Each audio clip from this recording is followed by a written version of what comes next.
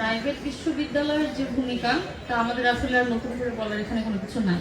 তা আসলে 20 বছর আগের কাহিনী না যে আমরা ভুলে গেছি বা হচ্ছে গিয়ে ইতিহাস ভুলে যাবে এরকম কিছু। প্রাইভেট বিশ্ববিদ্যালয়ে যখন কথা আসে, আমি সর্বপ্রথম এখানে কিছু মানে সরকারের পক্ষ থেকে আমাদের যে মন্ত্রী সাহেব একটা বক্তব্য রেখেছেন এই 2 দিন আগে।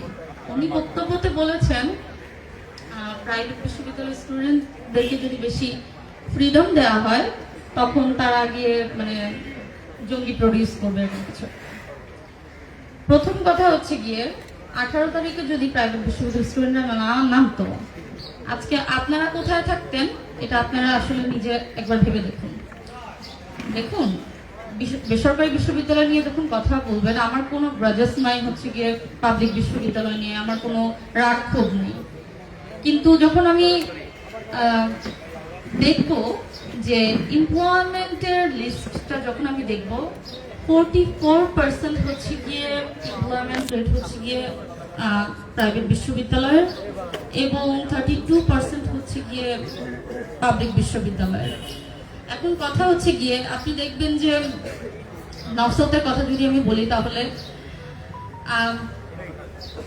আমাদের যে আলামনাইরা আমরা পাঠাও থেকে শুরু করে শেয়ার ট্রিট থেকে শুরু করে ট্রাক লাগবে থেকে শুরু করে যতগুলো মাল্টিন্যাশনাল কোম্পানিগুলো আছে সবগুলো হচ্ছে কি নর্থসাউথের অ্যালামনাই দ্বারা হচ্ছে কি ফাউন্ডেড। এবং পরবর্তীতে যদি আমরা বলি আরো যে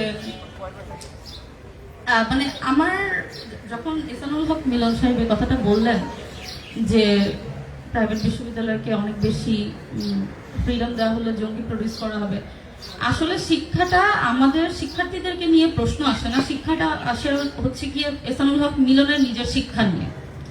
যে আপনার কি শিক্ষা যে আপনি এরকম টাইপের ওয়ার্ডস এবং এরকম টাইপের ল্যাঙ্গুয়েজ প্রাইভেট ইউনিভার্সিটির স্টুডেন্টদের ক্ষেত্রে ব্যবহার করেন।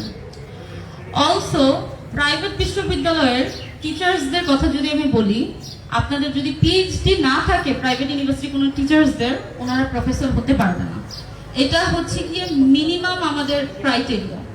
আর তাহলে কি আপনি বলতে চাচ্ছেন যে প্রাইভেট বিশ্ববিদ্যালয়ের এত হাই র্যাঙ্কের ডিগ্রি অর্জন করে তারা হচ্ছে গিয়ে মানে জঙ্গি টাইপের শিক্ষা দিবে, যারা আমাদের বাবা মা সমতুল্য তারা জঙ্গি টাইপের মানে আমাদেরকে প্রডিউস করতে তারা হেল্প করবে, এরকম কিছু কি আপনি বলতে চাচ্ছেন?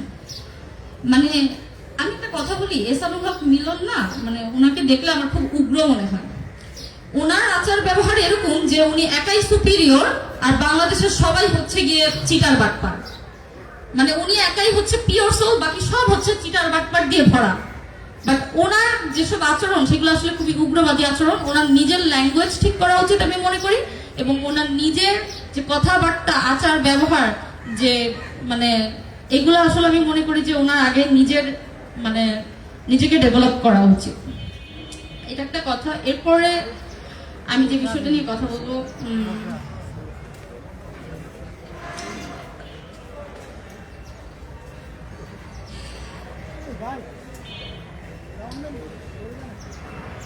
দেখেন আমি মানি যে হলি আর্টিজানের যে ঘটনাটা, টেরোরিস্ট একজন টেরোরিস্টের কোনো বাবা মা নাই, কোনো সোসাইটি নাই, কোনো ইনস্টিটিউশন নাই। সো একটা সাধারণ মানে আমি সাধারণ বলবো না, মানে একটা ইন্ডিভিজুয়াল ঘটনা দিয়ে আপনি তো পুরো ইনস্টিটিউশনকে জাজ করতে পারেন না। প্রাইভেট বিশ্ববিদ্যালয়ের কথা যদি আসি, দেখেন আমাদের পলিটিক্স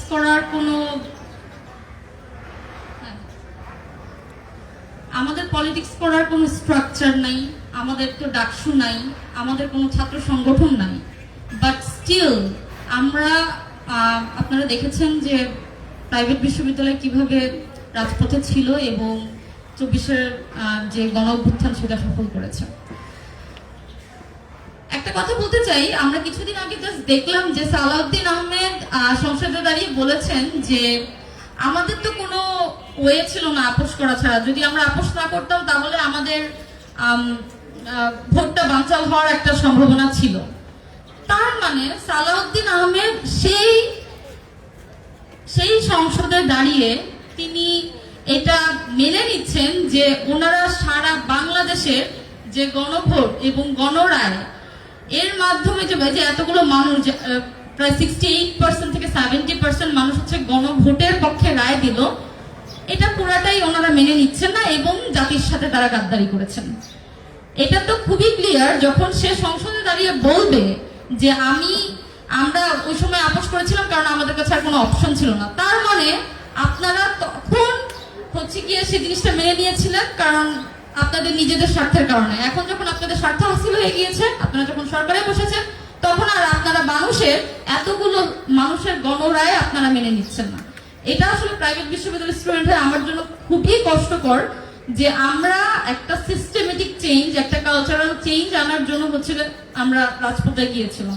আমাদের কোনো কিছুরই দরকার ছিল না, আমাদের না কোনো স্বার্থ ছিল, না কোনো কিছু ছিল, কিন্তু আমাদের ভাই বোনদের যখন মেরে ফেলা হচ্ছিল আমরা এটা সহ্য না করতে পেরে আমরা রাজপথে ছিলাম। কিন্তু যখন আমি দেখি যে আমাদের পুরো জাতির সাথে গাদ্দারি করা হচ্ছে এবং তারা অন্য পক্ষকে বিভিন্ন কাদা ছোড়াছুড়ি করে তারা হচ্ছে কি অন্যদেরকে গাদ্দার বলে, যেখানে তারা নিজেরাই নিজেদের মানে বক্তব্যের মাধ্যমে নিজেদেরকে গাদ্দার উপস্থাপন করেছে। আমি মনে করি যে এই সময়ে এসে দেখেন আমাদের এই যে যখন জুলাই অভ্যুত্থানটা হলো, তারপরে আসলে এক একজন কোটিপতি হওয়াতে ব্যস্ত হয়ে গিয়েছিল, এখানে সেখানে দৌড়াদৌড়ি করতে করতে একদম পাগল হয়ে গেছে। বাট ডিসেম্বরে এসে তাদের মাথায় আসছে আচ্ছা ঠিক আছে আমাদের এখন হচ্ছে গিয়ে জুলাই সনদ বা হচ্ছে গিয়ে যে আমাদের সংস্কার এগুলোর দিকে হাঁটতে হবে।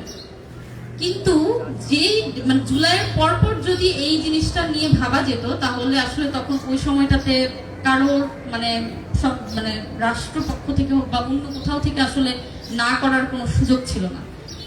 আমরা মেনে নিচ্ছি ঠিক আছে তাদের ভুল হয়েছে সবকিছু, বাট এখন আসলে at the end of the day আমি মনে করি আমার এটা পার্সোনাল, এখানে অনেক ভাইয়ারা আছেন আপুরা আছেন, ওনাদের হয়তো বা পার্সপেক্টিভ ডিফারেন্ট হতে পারে, বাট আমার পার্সপেক্টিভ থেকে আসলে এনসিপি যথেষ্ট কাজ করে যাচ্ছে জুলাই সনদ বাস্তবায়ন এবং হচ্ছে গণভোটের জন্য।